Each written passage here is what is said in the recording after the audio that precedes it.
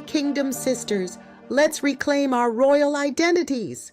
Listen, daughter of the King, the world may label you, overlook you, or try to break you, but heaven calls you royal, redeemed, and restored.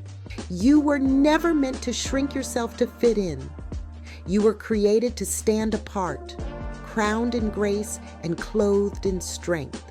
Your worth is not up for debate. It was settled at the cross. Your crown is not lost.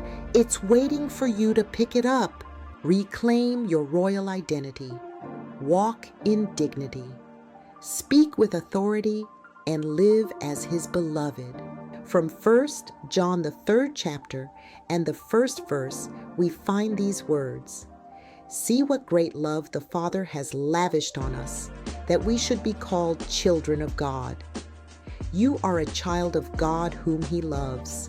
Here's your drop of grace.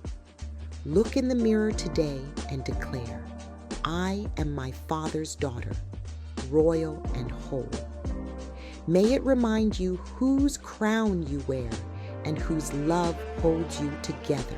If you were blessed by this message, please leave a comment and don't forget to subscribe to this channel so you don't miss a drop of grace. May God bless you and yours.